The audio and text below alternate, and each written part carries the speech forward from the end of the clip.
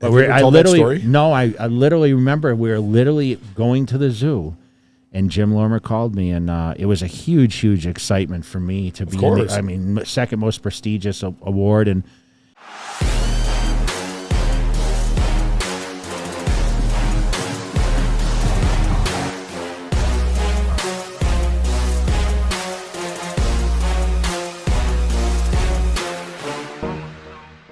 Three, two, one.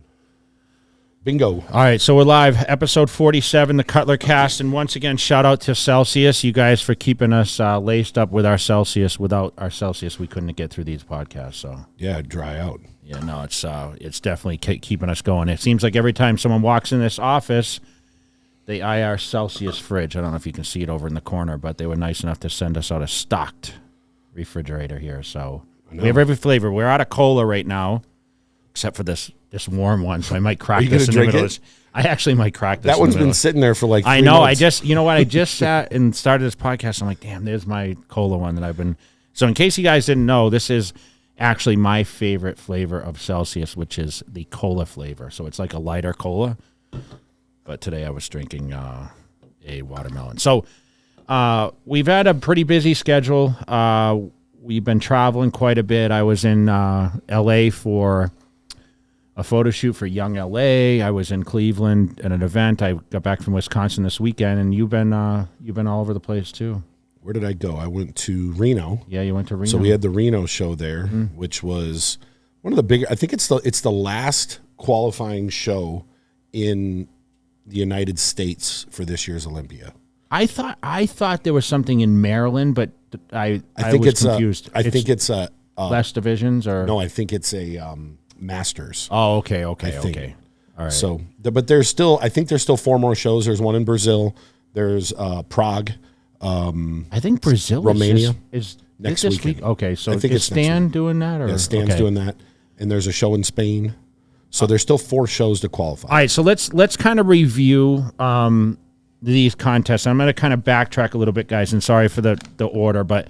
So we talked about Reno. Reno has passed now. We also had the France show, and then we had Italy, which was called the Tsunami Cup.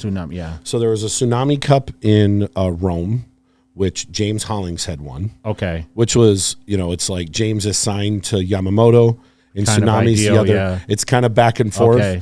And I didn't think about that. I'm like, I'm wondering if he went to do that just to go, I'm going to go win the show for the other rival company in the country, which would be kind of cool if he did. Yeah, I think he got $10,000 for the prize, and which was nice for him, and a qualification. I mean, he looked amazing when we went to UK Arnold, and I know a lot of people, including Milos, they weren't sure what his condition was at that contest, and he looked absolutely tremendous. Yes. And I felt like he could have done a little better there, but he even, after the Arnold UK, he came on our channel and asked, what does he need to do to win a show? And there was a ton of comments in there. So I want to just go back to that. You being someone who's got an eye for this, what do you think is holding him back from being one of those elite guys? Listen, his structure is a little limited. Okay. And I was one of those people that had to come in a little bigger and rounder and not focus so much on being absolutely peeled. Okay. So I think he fixed what he needed to and came in a little fuller for the next week. Okay. And it appeared his condition was better. So that's the difference is, like, you remember in 2004 Arnold Classic, I came in super ripped. I was the lightest I had been in a while. And I wanted to get down to be like Dexter Jackson condition, but what I didn't realize is I was not as full, and it sacrificed how I look. So, I came in for Olympia later that year. I was just absolutely tearing full. I wasn't as shredded, but it was just a better look for me, So that's how I feel like because of his structure, against people like an Andrew Jack or whatever, he's going to suffer a little bit. So he just needs to come and work on his strong points, and that's his overall mass. Yeah, I mean, he was in shape when we saw him.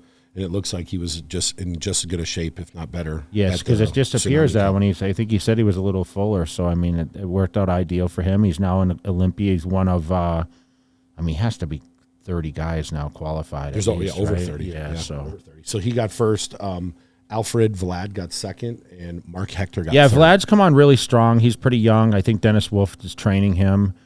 And then Mark Hector, man, he was super impressive. He just needed to tie his condition down a little bit further. And I think, he's going to be someone to watch here the next few. He's put on a ton of size, actually, stage weight. And he got better as it went on and was able to improve. So, we expect big things from him. Okay. Then we had, after we also had the France show.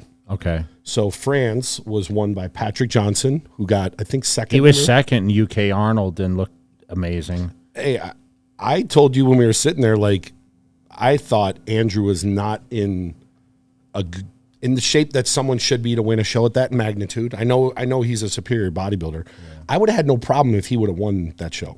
That's my opinion. Yeah, I mean, listen, Abdullah was raving about him, right? He brought him over, and I know that, these guys from Nigeria are just crazy the way they're looking. There's lately. Four in the Olympia now? It's just they're coming on like crazy. So I think, looking at Patrick, I think what we did not see working well for him at the Arnold UK was his oil, right? So I think now, obviously he rectified that situation, and I think it was, his skin was just absorbing everything, and he was able to pull out. I think he was just as good, and was able to pull out the victory. Where do you see him, a guy, I'm assuming, going into the Olympia? Is he someone that could be in the second call-out, third call-out? It's going to be tough for him to be in the first call-out. Man, besides first, dude, I would hate to even try to figure out who's going to be there. Yeah. I mean, it's really going to be a tough call for these judges to really kind of line these guys up. And I would imagine a ton of comparisons. So we're going to see how people pose and who fades and who doesn't. There could be somebody out of the first two call-outs that's a big name. It's a great bodybuilder. I mean, that get overlooked. I mean, he has a strong physique, and, he's got a lot of mass. I can see some improvements between now and December. So, I mean, like, it comes down to, I would just pump as much publicity as I can right now and keep my name out there. And I just want to say, like, we talk about these shows and we talk about, like, all the people we've been discussing, but it's kind of funny where, in the beginning of the season, we saw Blessing, right? Blessing had won New York, and he won, was it Indy or?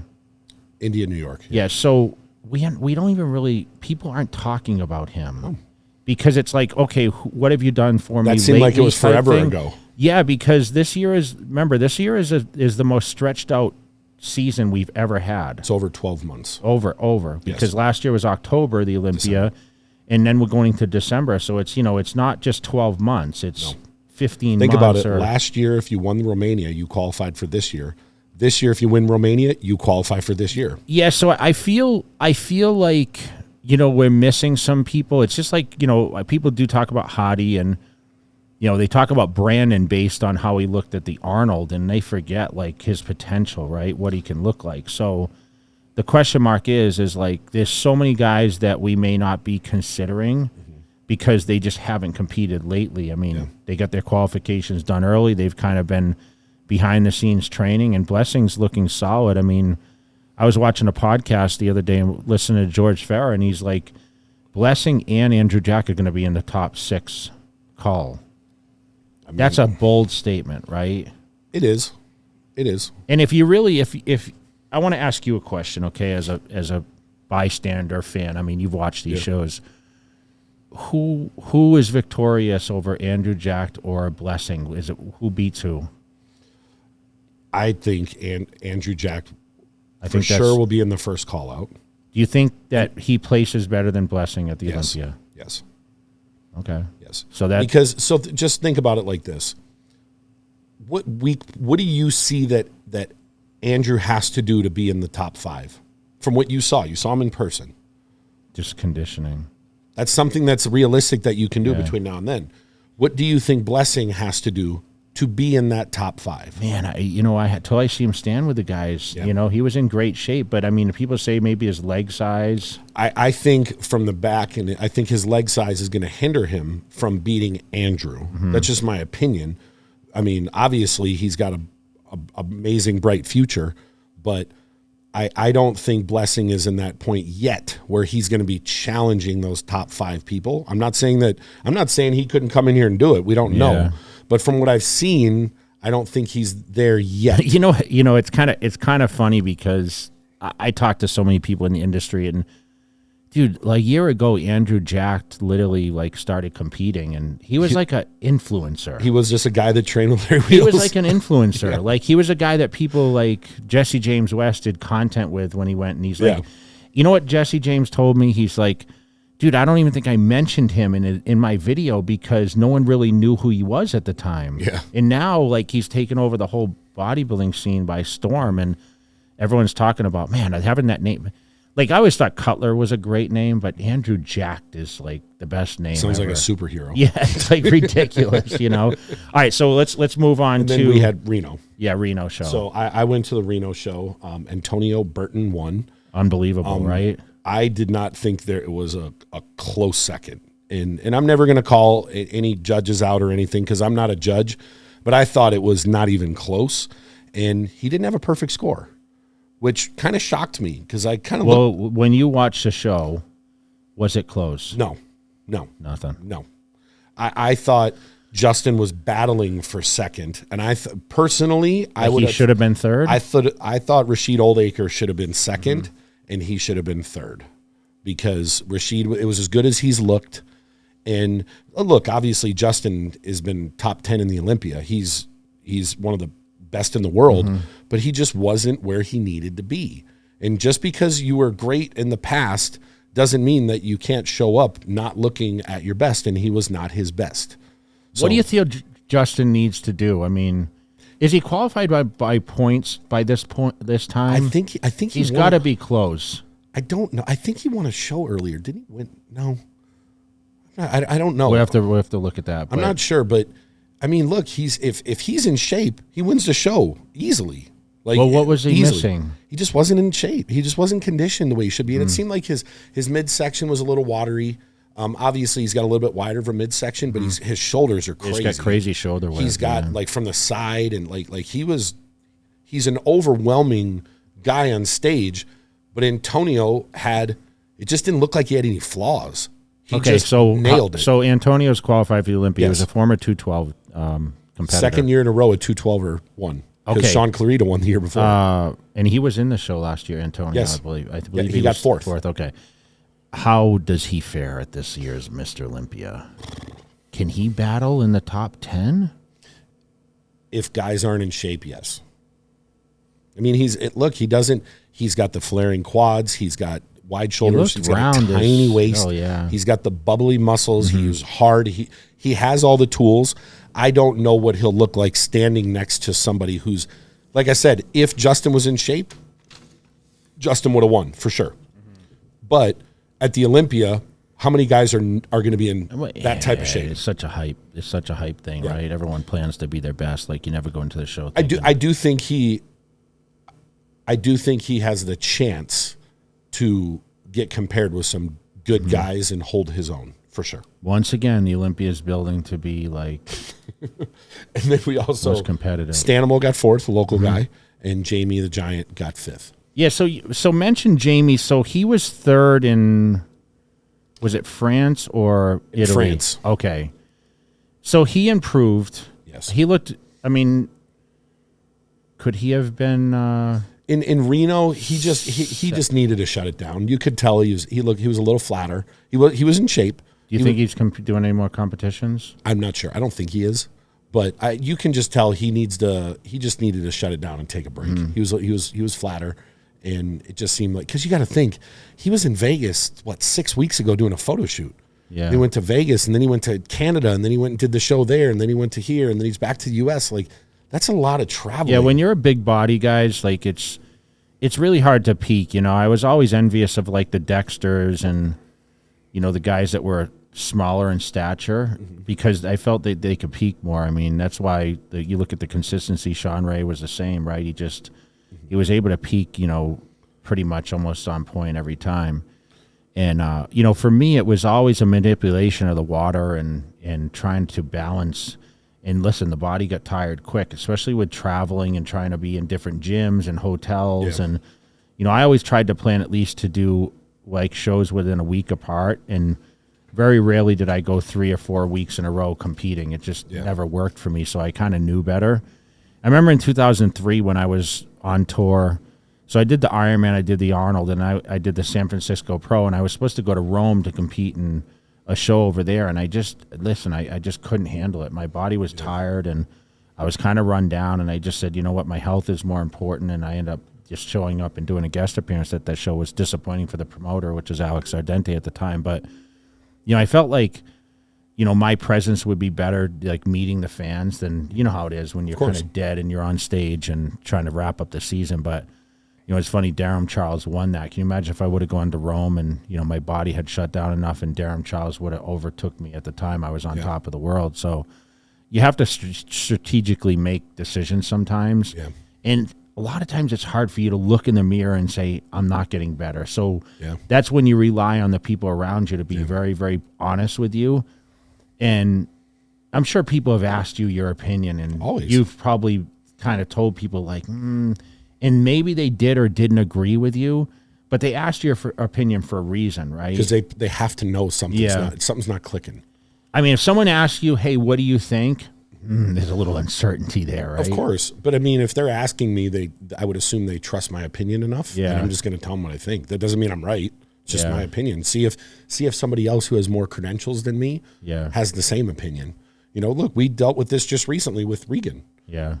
He kept doing shows. I have so many people saying to me, I'm disappointed he's not doing the show. You wait till they see him this next time around. Yeah, he's really improved. And so between getting the sleep apnea machine and eating like a horse and training, he's massive now. You got to think he never got above 289 to 290 in his career, and he's at 300 pounds in the mornings now on an empty stomach, and he's up over 305, 306 already, and it's not because of any secret concoction. It's because he's sleeping 10 hours a day, and he's eating, and he's training, and he's not thinking about dieting for a show and this assist. He's just eat, sleep, train, eat, sleep, train. Think about the year that you took off. How much progress did you make from 01 to the Olympia in 03? You know what I mean? Like, I'm assuming you made a ton of progress. I made a ton of progress from, 2001, 2000 to 2001 Olympia, which is crazy. Like not doing early season shows. Like I was able to just focus on that one contest. It's crazy. And on his side, he's never done this. He's never taken an off season literally ever in his career. This is the first time. So I think when people see him step on stage next, obviously we can't predict anything, but I believe he'll be dramatically bigger than what he is. And that's what he needs. We've all said that. Yeah. Back in my era, we didn't have the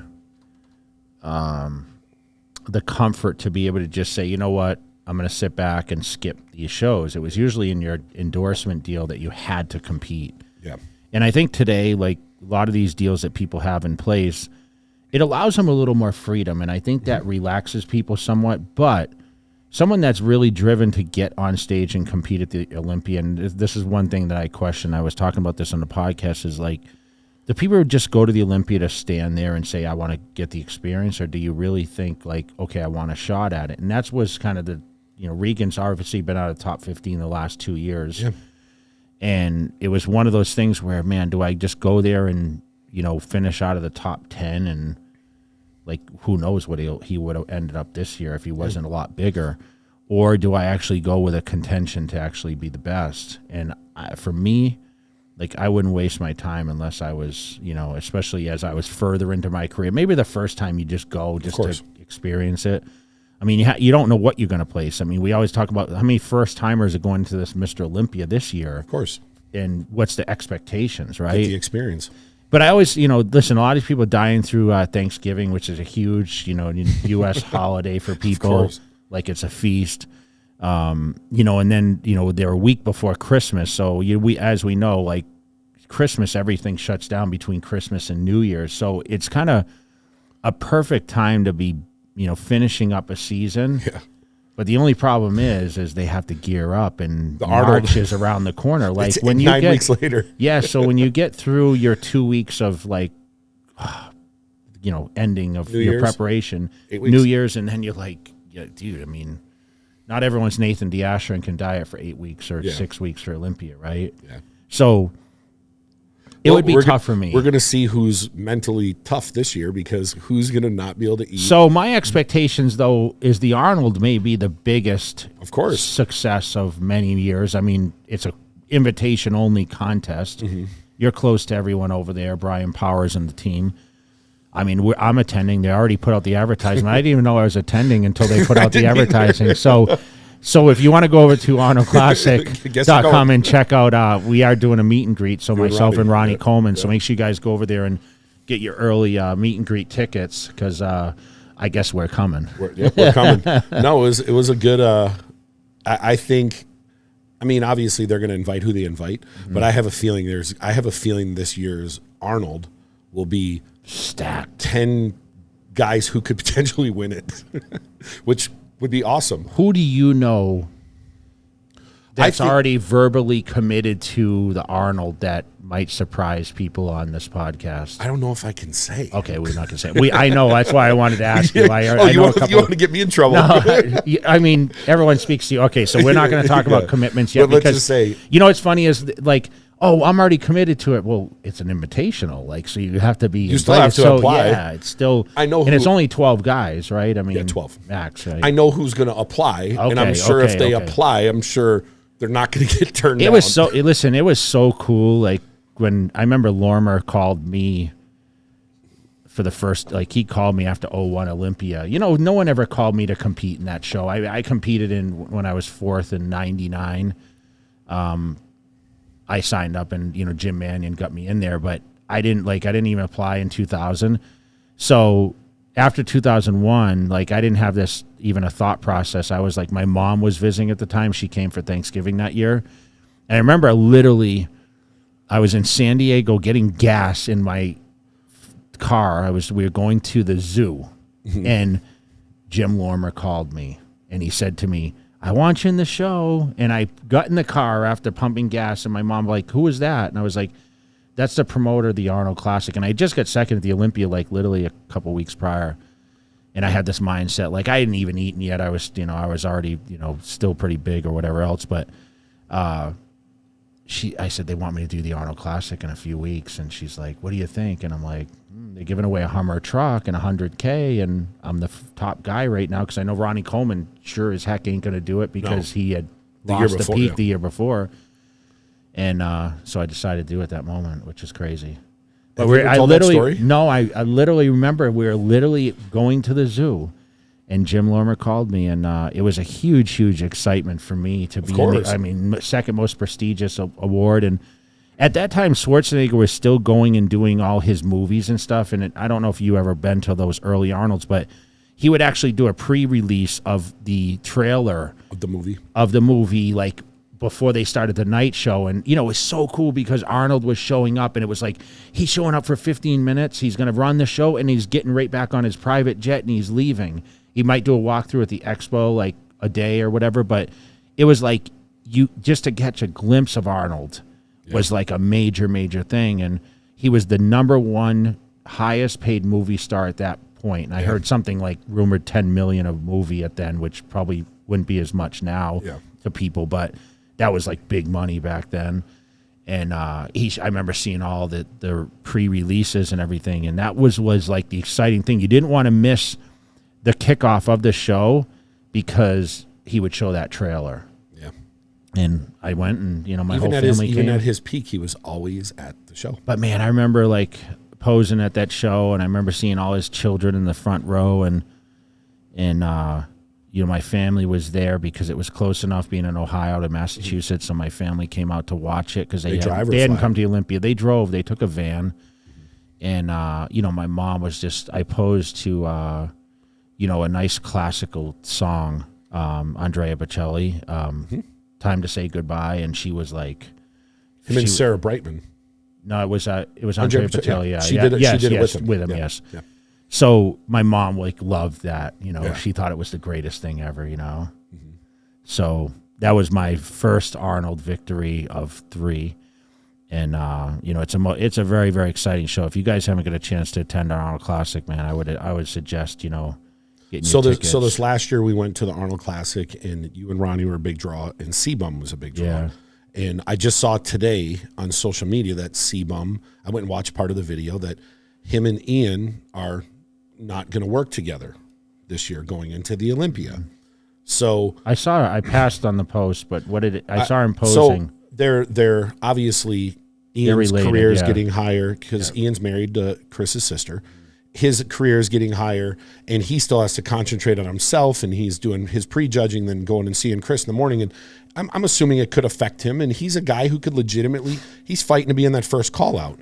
So Chris is they're not gonna work together going into this Olympia. Now, I wasn't worried about who's he gonna work with. The first thing that went through my head is, how difficult is that if you've had the same coach from the time he started all the way up through every show he's ever done? He's won 3 Olympia titles, and he's switching. The only other person I can think about that switched coaches like that was you, but you did it after a loss. He's only had one coach his whole career, and he didn't lose.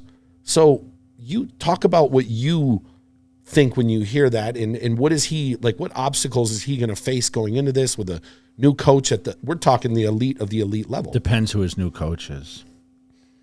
I'm not going to say who it is. I know, but we have this assumption on kind of who it is, right? Yeah. And there's the rumor mill's out there. Mm-hmm.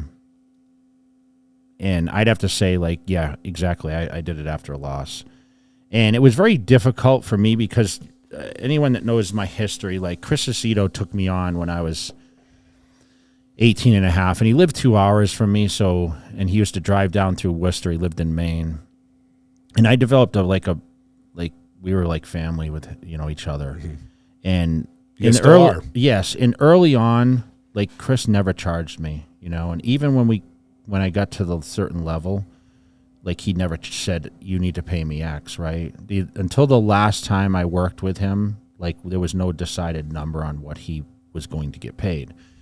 And I remember saying to him early on, I said, hey, I don't have money. And he's like, don't worry, I know, you'll get me later, basically, when you have money. And he had belief in me, right?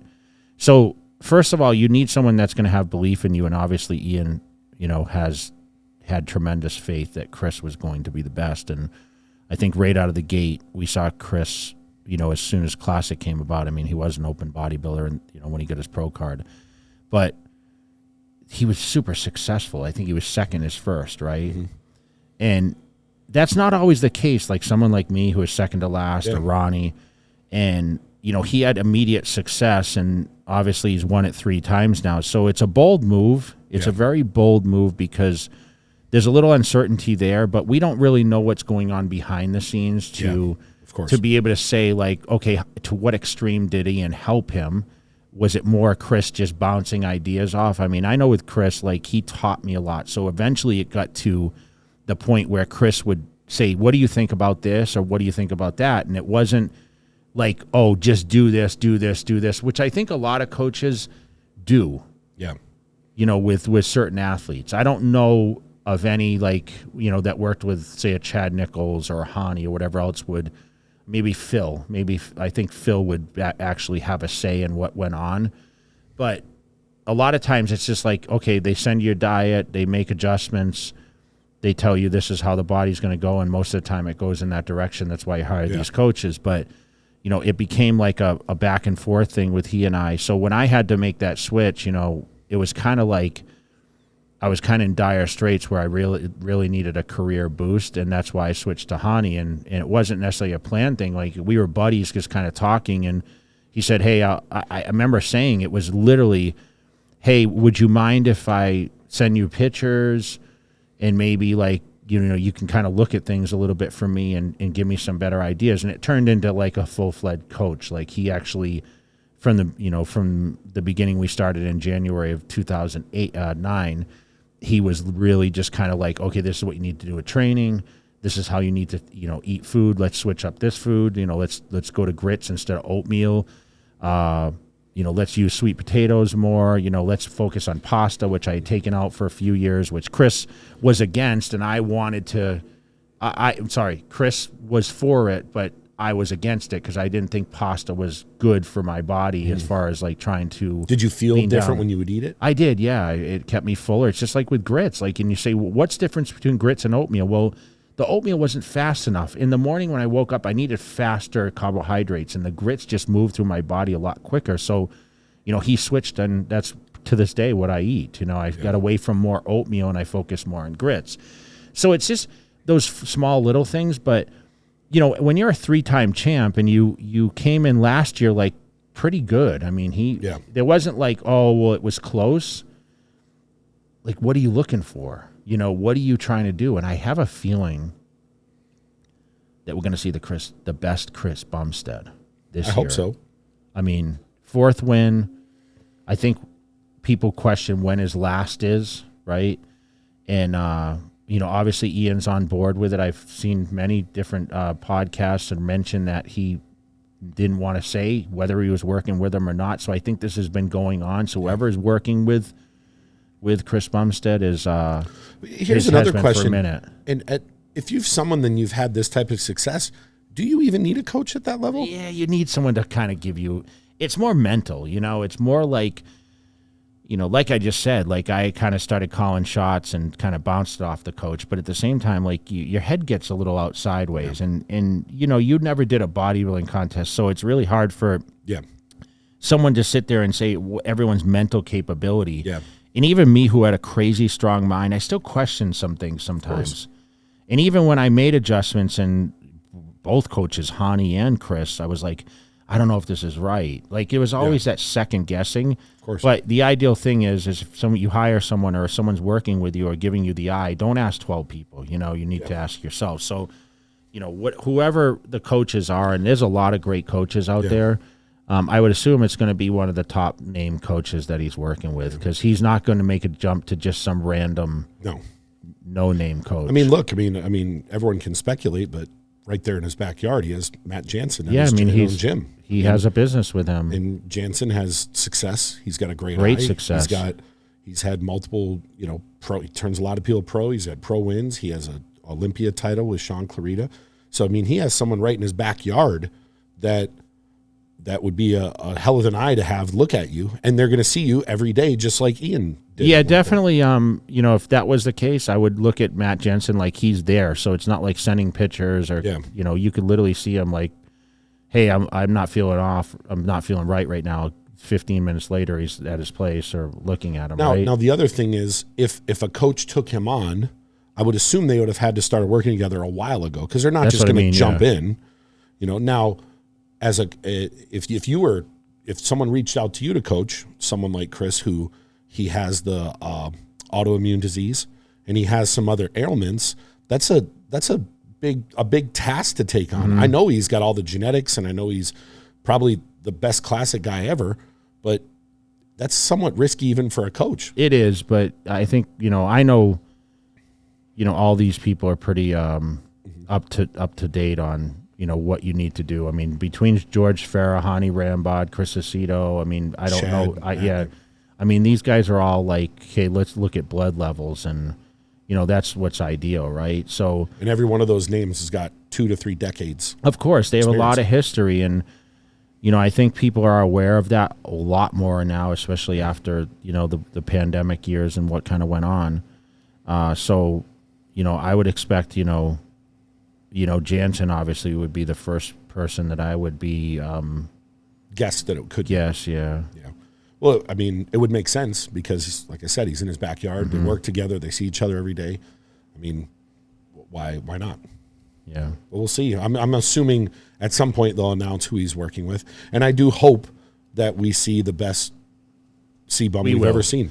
We will. He's not going to miss at this point. It's too deep in his career, and I think he's really hungry. I think, like I said, his time is very limited because he has many more successful things going on. He's probably the most successful guy on the circuit at this point, by far. Do you see Uris or any of the other guys coming up that could legitimately challenge him? I'm not sure, unless he came in totally off. I just don't see it yet. I mean, these are youngsters coming in behind Chris him. is a youngster too. I know he's he is, 27. but some of these guys, they're a lot. These guys are both younger than him. Yeah. And experience overweighs things sometimes. And I think Chris is he's found his rhythm. Yeah. I hope. And the we width see and the best. structure. I mean, he's just got it. I mean, Urs obviously has it. Ramon's great. I mean, don't leave out Terrence Ruffin too. I mean, he's different type of build, but like this guy's been second every year. Yeah, you're not second for a reason. Yeah, I mean, he's right there. So let's go over some questions because I know we haven't done this in a while and it was very popular before. So let's go into some questions. And the first one, it said, if bodybuilding did not pay with endorsements, would you still have done it? Yeah, I always said that because I wasn't making money in the very beginning. I mean, would I have held out as long? I'm not necessarily so sure because obviously I spent a lot to do what I did, especially when you get into the tissue work and, the crazy diets. And, I would have probably had some sort of, I was getting supplements from Champion Nutrition back early before I had endorsement deals. So I would definitely would have pursued it. I'm just not sure how deep of a level I would have done it. Someone like me probably could have made a great living just off show money, which, I won a lot of contests and I was pretty successful in that. So I was able to kind of, transfer over. And I feel bad for the people that might not be able to win a contest, but at the same time, a lot of guys have endorsement deals too, and there's the social media aspect that now anyone can make money. You don't have to be spectacular to make money. No, the highest paid guys are not guys winning shows. Yeah, social media influencers. When cutting a lot of water weight, did you find yourself having muscle cramps more often? When I cut water, I was always careful about, how much I cut. And, I always tell everyone to kind of taper down. So, I might not drink for 24 hours really before a contest, but at the same time, like I've cut down with the fluid restriction, starting 4 or 5 days out. And I always measured my water, and I was always a regular heavy drinker with fluid. Mm-hmm. And, I never got super bad cramps. I mean, obviously when I used diuretics, I had a couple cramps here and there. Just maybe added some sodium or whatever to try to relieve that. But at the same time, like, I was very, very careful. I always had a good eye. Chris Aceto or Hani was always good about, letting me know, like, okay, if you're starting to cramp, how to kind of retain it or to drink a little bit so it wasn't so bad. Mm-hmm. How do you stay so healthy when other bodybuilders are struggling? That's kind of a bold statement, I think, because I mean, a lot of bodybuilders are healthy. Yeah, I mean, there's a lot. Look at some of the greats like Sean Ray and Kevin Leverone and these guys. Listen, I'm particular about, my lifestyle. I still eat on a very, very good diet. I work out consistently. I do fasted cardio in the morning. I live, I don't party, I don't drink or smoke. Try to do things that, are productive for what my body can kind of handle. And listen, I feel like I'm still rather young. I mean, 49 is not particularly older in my opinion. Like the 49 is like, it's like it's like 39. You know what I mean? That's how I feel. Like I don't live like an older lifestyle. So, you're old as dirt. I mean, I feel good, man. Yeah, no. Like I get out of bed. Like I said, I don't have any aches and pains. I just jump out of bed every day and I'm motivated. So I get up early and I go to bed late and I get a good night's sleep. And as you know, sleep is super, super important. I don't have any sleeping issues. I can fall asleep anywhere. You've witnessed that. Mm-hmm. And I feel that's an advantage. And, if I can tell anyone, probably the most important thing as you continue age is drink a lot of water and sleep well. That's probably the best thing for health. Do you think that as I drink my water, obviously throughout your career, you took health precautions more so than the average person, all the tissue work and the acupuncture and the chiropractic and eating organic, that has to play some type of role long term. It does. I mean, and, we supplemented in with, PEDs and, obviously I took, over-the-counter supplements, a lot of sports nutrition products. I have a lot of health. I have a whole health line in my brand, but I think activity is really the key. I mean, I train 7 days a week and, I let my body weight slow. I mean, I'm pretty natural as far as a body weight. I know there's a lot of rumors out there right now because I just posted up. I don't know if you saw these pictures floating. I'll post it on here. Yeah. Okay. So I'm around 240, high 230s.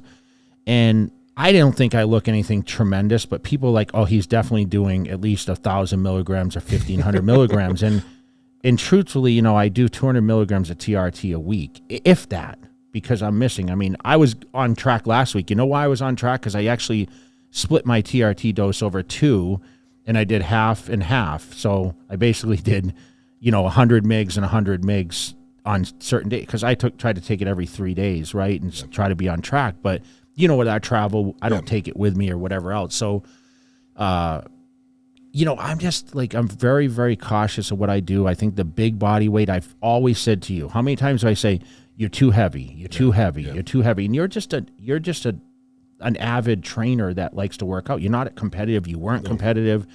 So how many times when you look at health and you look at your well-being, do you actually tell me I need to do cardio in the morning? I do. Right? Yeah. Every day. Yeah. That's important for you, okay? Because it definitely helps with getting your weight down and keeping that momentum of okay, I'm going to stay active in the day. So fasted cardio is so important. And that's one thing, the critics try to come at me and say, you don't have to do fasted. You can do it post-training. But fasted cardio sets the tone in that exercise for 30 minutes. It puts you in a different headspace, right? And that's why I think it's super important for people to do. And having a cardio, like you went and got, you're doing it in your garage, invest in a treadmill, invest in a bike, invest in a set of stairs, whatever it is, elliptical, swim, walk around the neighborhood. I mean, you have to do that. So yeah, definitely makes a difference. Yeah. Said, you listen out, Larry, or what do you do to help build round shoulders?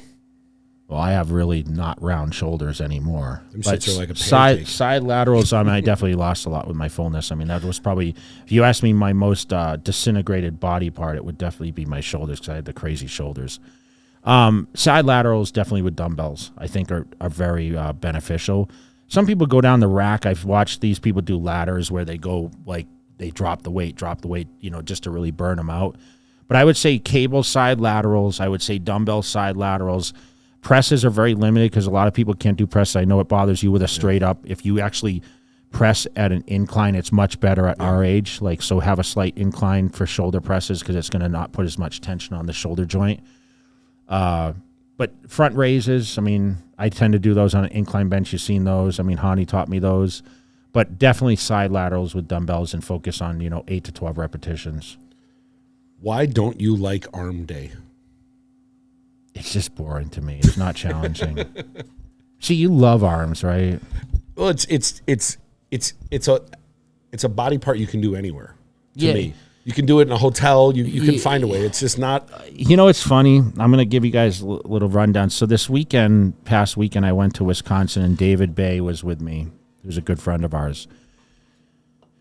And it's so funny because I actually trained bis and tris together with Dave. And you know how long it's been since I've done that? And I always, when I did do it, I always did triceps first and biceps. And we started with biceps and did triceps. And I was thinking in my head when he said, oh, I could do arms. And I'm thinking, well, I just did triceps yesterday. But I'll do it because I wanted to work out with him and whatever. We went to this gym that had a huge mural in me, so it was pretty cool. But I was just so boring, man. Just curls. And then, I guess triceps a little more exciting because I tried this overhead machine and I did rope press downs. And I just do the same exercises over and over. Yeah. But I don't know. It's just not there's no heavy weights involved. Yeah. And there's no real challenge to it, right? Anyone can train arms. You can train arms with anyone. And I always kind of laugh because there was this young kid that came and trained with me when I lived in Aliso Viejo. And I remember he's like, I'm like, hey, let's train together. We'll do arms. And he was thinking, okay, it's going to be easy. And we did 3 sets and he threw up. I couldn't believe it. I'm like, how do you throw up doing arms? Right? Yeah. So maybe someone on this listening or viewing this, have you ever thrown up doing arms before? Have you ever thrown up doing arms? I've thrown up doing legs. I know, but arms. No. No. I saw Regan throwing up doing legs. He did, yeah. Yeah. He puked First the time other ever, day. huh? Yep. Wow. And Andy filmed it. Yeah. No, you know what it is? It's like you don't have to get psyched up to do arms. Yes. You can just show up and do it. So to answer your question, it's like the lazy man body parts. My opinion. But like, we love a good arm pump. Don't get me wrong. Like, Yeah. if you ask me, like, to this day, what am I doing most? I take pictures and I'm like this, Of course. or the quad stomp. But I'm always flexing. I mean, that's Well, then why everyone's don't you train your pose. arms more then? Dude, it's just not. I train arms once every 5 to 7 days, but I do. You do like 2 sets. I do biceps with chest, and I do triceps with shoulders because I just hate putting an arm day only because it's so boring. I think we should film you doing an arm day to see how pissed off you get. No, I'm not pissed. I mean, dude, but the arms are 18 and a half now where they were 22 and a half before. Yeah, they're kind of pathetic now. Is that why you don't want to train them? No, maybe I don't get as much of a pump, that's for sure. Let's see. This is funny that someone asked this and you mentioned it earlier. Jay, can you shed some light on grits as a carb source? I've always been under the impression that our bodies don't process corn. It just works for me. It's faster, I put a little spray butter in there. And do you make sweet grits or do you make like salty grits? Because I don't know. I have a packet. I have the packets, the Quaker packets. Oh, see, I got the real grits. Oh, okay. I make them every morning. Yeah, so I use the packet grits. So I'm not really sure. Like you can take grits and you can put like sugar-free jelly and like peanut butter in it, and it tastes like a PB&J. Oh, you ever have the grits from Cracker Barrel? They put butter in them. Of course. Oh, it's amazing. You can take but then you could put like cheese and salsa in them too. Yeah, of course. They do cheese grits. Yeah. Ronnie Coleman used to do that. I did that for a long time where you put like 2 cups of egg whites, grits, cheese, and just mix it. So I think grits is like a Southern thing, but it's just faster. It's just faster for me. So I think it's just your body just goes through it quicker. And remember, oatmeal has gluten and whatever else, and I think it just sometimes can affect your body. And the last question, do you battle with the way you want to look versus how you want to optimize your health? Desktop Bodybuilders. Yeah, I want to be huge, dude. I want to. Oh, who is that? Desktop Bodybuilders. Yeah. Xavier. Okay. Then why are you so small? No, listen. I know, and I know he just did. I know Xavier. You just did a story on this, and I appreciate watching the podcast and shouting it out, man. So thank you for that, because I know I do follow your stuff. But yeah, I mean, I talk about this Fit for 50, and I talked about going back to 2013, and you just did a story on it, actually. And I think it's just confusing. Don't think I'm going back and forth with like, oh, I'm going to get huge and rip down. I'm just saying like that's the skin like tightness that I would want and a little more fullness. So like I said, I'm about 240. Like let's say I'm 240 now. I'm not planning on getting any bigger, but what's going to happen is I would just like to get fuller muscles, which means I need to eat more. And Hani called me a couple weeks ago and he was like, dude, you need to eat, because he says, I can see the way your muscles push and you're just not eating enough. And that's the truth is I need 6 meals a day. So like I said, in January, I'm going to start gearing up for this, meaning I'm going to start trying to get my trifecta food in consistently, right? It's so much easier. I have no excuses because Trifecta is sending me the most amazing food right now. The new meal plans that they came out with are ridiculous. Yes. They are absolutely ridiculous, like the quality. And I'm actually excited to eat the food now. Like I've been, I got some real top secret meals that have been coming to me. So it's pretty cool. And it's going to be easy just to do that. But it's just about meal timing, preparation, and starting eating January? I'm going to start in January. Are you gonna reach out to Mike O'Hearn and get his trend box? No trend. I'm not doing trend for this transformation. It would strictly be testosterone, for sure. Mm-hmm. But I'm not going to take 500,000 or 1,500 megs. What would happen if you had one of like these modern younger coaches diet you and give you their drug protocol?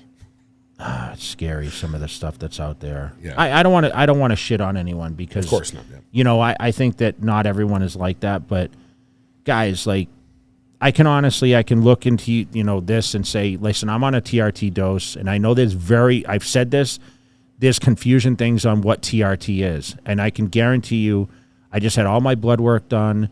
I'm on 200 mgs of test a week. My test score was around 660. I don't know if that's really that high, to be honest. No. And I mean, it's technically normal. I but don't it's not need. high. You don't need 500. You don't need 1,000. And then people can say, "Well, my levels are too low." I mean, it depends who your doctor is to tell you what level is what range is. Because Yes. I've heard doctors say 1,000 or 1,500 is okay. I'm okay with where it's at right now. I feel good. I feel natural. I'll be honest. Like, I feel like I'm not on anything. And people would look at it and say, "You're on nothing." But remember, the first cycle I ever did was a cc of testosterone of 250 cestonon, and I put on like 40 pounds or 50 pounds or something from my my natural weight, which was crazy. And I'm a hyper responder. Do you know what that means? Of course. I mean, I respond well to what I do. I mean, it's just, but I could train harder and I can eat harder. And that's the difference that's holding me back from being my all-time best for the past 10 years is I'm going to make that transformation and, tighten the skin up, get a little fuller muscles. I'm not going to get massive. So when I say 2013, I'm not saying I'm going to be that big. I mean, I just want to be around 240. And should I do it too? I think you did, because remember when we did the challenge? Yeah, like 6 weeks. Yeah. Don't you owe me like 10 grand? No, because you quit. No, I didn't. No, you didn't reach the level, I don't think. But I'm doing I'm doing right now a 30-day transformation. It starts on the 24th. You told me if I did Cutler cardio Club. every day for a month, I got 10 grand. Where's my money? No, that's not true. You lost a lot of belly, though, during that time. Of course. I could. Maybe I'll do it in January. How much is your weight today? 270. It's too big, dude. I know it's too big. And you know what? How do you feel when you wake up in the morning? I'm okay in the morning because I sleep, because of the sleep apnea machine. I don't eat enough too. I eat 2-3 times a day. Do you feel you stuff yourself with those 2 or 3 meals? I eat too much late at night. Okay. So I'll eat a breakfast. Like, what'd you have last night that you say I probably shouldn't have had? You left my office at what time? At like 4 or 5? I left here, and then did I go to the gym? You said you were going. No, you trained before. Remember, you came back from fit. Went to the gym. You came back here last night. You usually eat out though. That's your problem, right? No, I think I ate twice last night before I went to bed. I'll do some type of. I think I did pasta and chicken last night before I went to bed. But not a lot though. Yeah, it's not a lot. But a lot of times I will eat out though. I'll eat out, or I'll eat just too much. Tell our viewers what the most important thing about body transformation is the nutrition? Consistency. Yeah. But it's nutrition. Yeah, of course. And I know if I just sit down, because you got to remember too, like, as much as I travel, it's difficult. And I'm not. Do you always like say next week I'm going to start, next week I'm going to start, next week I'm going to start? No, and this sounds really ridiculous. I talk myself out of it because I'll be like, fuck it. My physique doesn't pay my bills. I'm going to eat what I want today. I'm being honest. Do you care how people view you sometimes? No, I could give 2 shits what anyone thinks of me. No. But no, I just know I need to be smaller for health purposes. Okay. I'm going to be 44 this week. Yeah. It's like there's no need for me to carry the size around. I mean, I still like going to the gym and I like training. I mean, even this last week I grabbed the 125s. It's the first time I've grabbed those in 6 months. You made sure you sent me a video on it. Why don't you post it up here? No, you sent me a video. Did I? Yeah. No, Andy posted it. You saw it on there, and you're like, I saw you training over there. You're going to hurt yourself. Yeah. Because then Regan grabbed the 150s. Now, a couple of years ago, I would have grabbed the 150s. Now I'm scared. Yeah. I don't want to touch them. You'll be 44 years old. Yeah. It's a good number, man. That's I remember Angie threw her 44th birthday for me, man. It seemed like just yesterday, and here it is 5 years later. So no, I probably should just come down to like 230. Last time remember when we were partying in Dubai at that club for your birthday? That was my birthday. What year was that? 2016? 16. Wow, it's amazing. Yeah. Wow, yeah, it was 38. Yeah, it was 26. Yeah. It was club awesome, white. Yeah, it was awesome. On the rooftop. It was so nice because Lloyd Banks performed. It was like, was it? Yeah, it was October, so the weather was like perfect. It was perfect. Yep. It was outdoors, and that was the very. And those are the good old days. That was the first ever Dubai Muscle Show. Okay. 2016 when they had the tents. Yeah, when we walked across the street, we stayed at the hotel. We could see the tents from the. It was windy as hell, wasn't it? Yeah, shit blew away. Yeah, I remember. Wow. Yeah, so we have to talk about the Dubai Muscle Shows coming up, right? Yeah, we leave. I leave Monday. We fly through Saudi Arabia. So is this our last podcast for a minute, or? We might do one next week before we go. Oh, okay. Or no. Yeah. Well, next week I'm gonna launch the On the Road. Oh, okay, And then the yeah, week after yeah. we'll do a podcast. Okay, so Yep. And then we so should you have leave Monday Monday. So so this will be our last live Yep. podcast Yep. for like a week for or like 2. 2 weeks. Yep. But we have a really cool UK vlog that we Yep. did that you guys are gonna love. So that's awesome. But Got that done, and then we go through Saudi Arabia this time, okay, and we'll be in Dubai filming for. I saw Mike O'Hearn's gonna be there, so make sure you do a video with Mike. Yeah, I'll see if he snuck his Trent in. Yeah, you can't bring Trent to Dubai. He's Mike O'Hearn. He can do what he wants. But no, we got there's a lot of names this year, and we're going to be there for 4 days. Obviously, Regan's going with Yamamoto, so we're going to get over there, do some filming with him, and see if I can get him to do some stuff with Rami. I already reached out to Rami and Larry Wheels. Andrew Jack will be there. Andre Dewey will be there. Yeah. He's getting ready for. I think he's got a show coming. Is he up. doing the Olympia or? I don't think he's he's still qualified. qualified. Yet. Okay. Yep. But there's a lot of people will be out there for that, and that's the last major expo, I believe, of the year. Okay. And then we go, then we're in November. We'll just have to do, I'm sure we'll have some stuff pop up. We'll be down, and we got some other stuff we can't talk about, but we got some stuff coming up. All right. Well, listen, we appreciate you guys following along. If you have not subscribed, make sure you subscribe now. Make sure you guys comment below. We do need questions for the next episode. So if you have a question for me, and it can be anything, please feel free to ask that. We want to thank everyone for following along and supporting us. And we wish everyone all the best until we're back on air for the next one. So we are out.